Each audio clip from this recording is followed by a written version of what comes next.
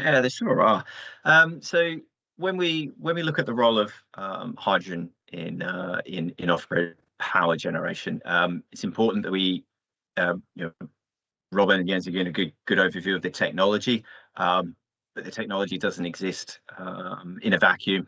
You've got to consider everything upstream of that. So you've got to look at the fuel production and the infrastructure that's needed to move it from where it can be produced at the lowest cost. Robin's already alluded to the fact that there's a significant opportunity to be producing hydrogen from otherwise curtailed renewable electricity from wind farms and the like, to where it's going to be needed. And this whole point is that NRMM is off grid and in remote locations, so the infrastructure that's needed needs to be considered as well.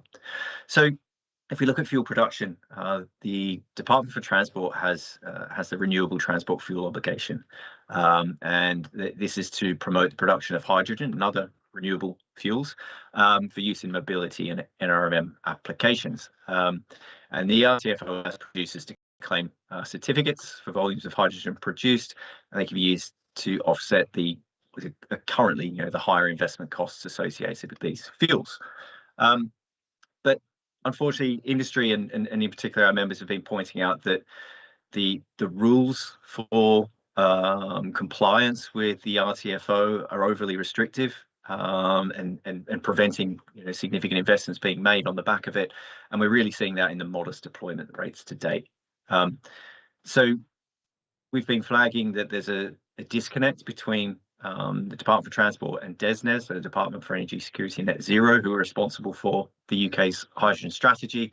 That the DESNZ themselves have spent a significant amount of time and effort developing the low carbon hydrogen strategy, and we've got in its start to see that we've got two different standards being used by the departments responsible for supply, production of hydrogen, and demand.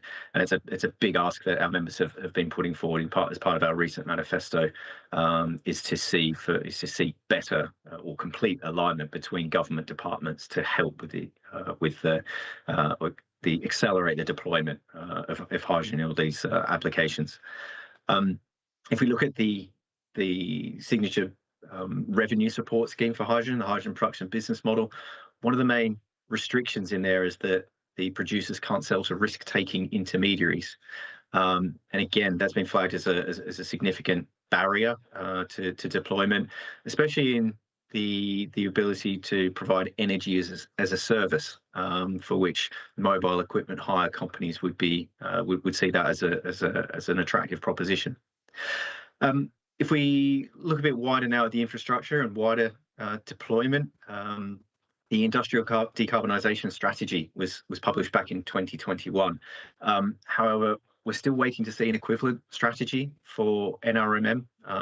It was promised in the Powering Up Britain 2023 report, but we still haven't seen that yet. So HUK's members have been working with DfT on some of those issues, responding to consultations, and they've really clearly flagged the need for machinery and infrastructure legislation to be developed in tandem, and that's a key learning from the EV rollout in the UK.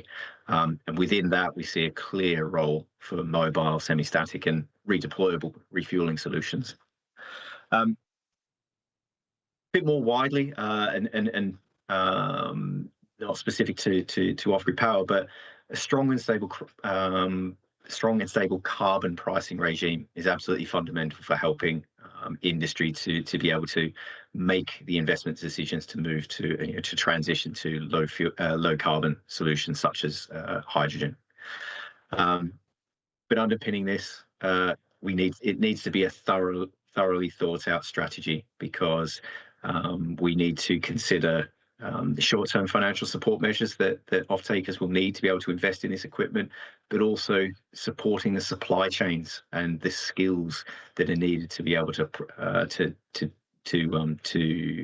deploy these solutions.